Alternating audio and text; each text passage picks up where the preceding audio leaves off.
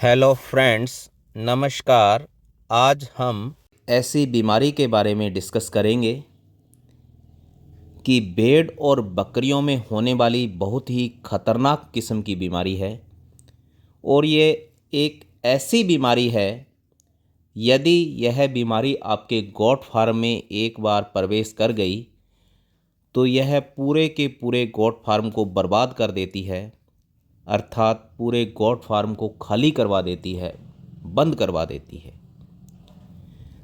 तो ये कौन सी बीमारी है?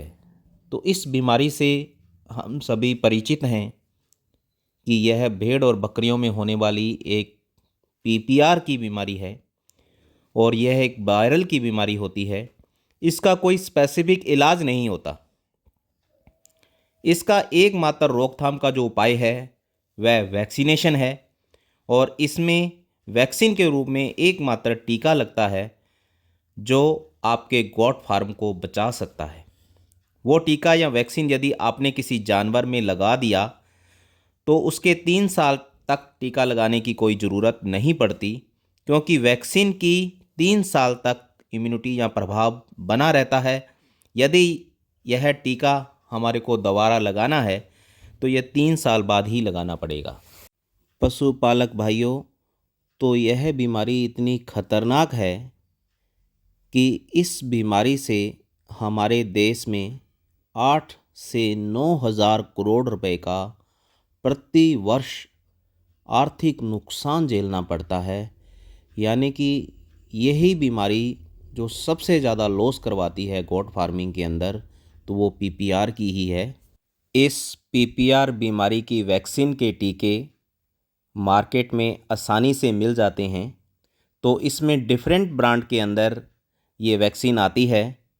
तो ज़्यादातर वैक्सीन 100 डोज या 50 डोज वायल में आती है। तो उनमें से जैसे रक्षा पीपीआर, बायो पीपीआर और हेस्टर कंपनी में भी पीपीआर वैक्सीन मार्केट में उपलब्ध है। और इसकी जो कॉस्ट है वो 3 से 4 रुपये प्रति नग या प्रति जानवर इसकी कॉस्ट आती है। इस वैक्सीन की 1 ml डोज को भेड़ और बकरियों में गर्दन वाले हिस्से में चमड़ी के नीचे लगाया जाता है, अर्थात सबकट रूट से इस इंजेक्शन को लगाया जाता है। इस वैक्सीन को 3 से 4 महीने के जानवर को अवश्य करवानी चाहिए। और इसका जो सबसे ज़्यादा संक्रमण होता है इस बीमारी का, वो 4 से 12 महीने की उम्र के जानवरों में ज़्यादा रहता है।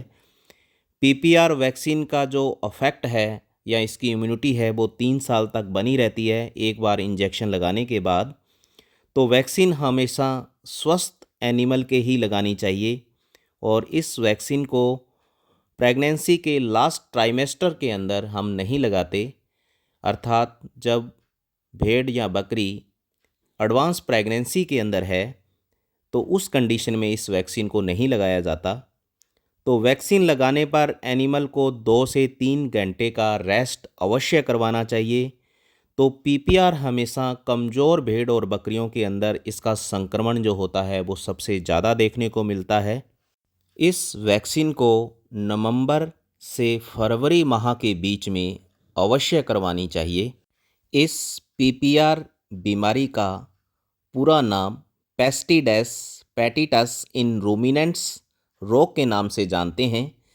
इसको स्यूडो रिंडरपेस्ट या लोकल भाषा में काटा या बकरी प्लेग के नाम से भी जाना जाता है। यह बीमारी भेड़ों की तुलना में बकरियों के अंदर ज़्यादा देखने को मिलती है, अर्थात इस रोग से बकरियां ज़्यादा प्रभावित होती है। पीपीआर की बीमारी एक वायरल बीमारी है और यह मोरबिली वायरस से फैलती है और यह वायरस पैरामिक्सोविरिडी फैमिली से बिलोंग करता है। अब इसके लक्षणों के बारे में देखें तो लक्षणों के रूप में नाक, मुंह और आंख से लगातार डिस्चार्ज निकलता रहता है, अर्थात पानी जैसा स्राव बहता रहता है। इसमें रोगी पशु को तेज बुखार रहता है और यह बुखार लगभग 105 से 160 डिग्री फ़ारेनहाइट तक रहता है। इसमें मुंह, मसूड़े और जीभ पर छाले हो जाते हैं, होठों पर सूजन आ जाती है, नाक से पानी बहता रहता है और बाद की अवस्था में यह पानी मवाद युक्त हो जाता है और जिससे नासिका को ये अवरुद्ध कर देता है, जिसकी वजह से पशु या जानवर सांस नहीं ले पाता, अर्थात मुंह से सांस लेता है। तो इस कंडीशन में खांसी और निमोनिया वाली कंडीशन हो जाती है, जिसके कारण इससे रोगी पशु की मृत्यु हो जाती है। और यदि अन्य लक्षणों में देखें तो आँख में लगातार पानी बहता रहता है, आँख में सूजन आ जाती है, आँख की झिल्ली का रंग गहरा लाल हो जाता है।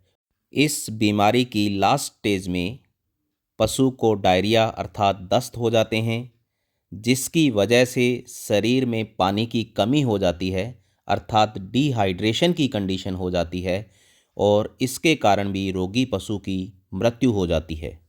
यदि हम इस बीमारी का लैब डायग्नोसिस करवाते हैं, अर्थात ब्लड सैंपल से जब जांच करवाते हैं, तो इस बीमारी के अंदर यह वायरस लिम्फोइड ऑर्गन को ज़्यादा प्रभावित करता है, जिसकी वजह से WBC अर्थात श्वेत रक्त कणिकाओं की संख्या में भारी कमी होती है।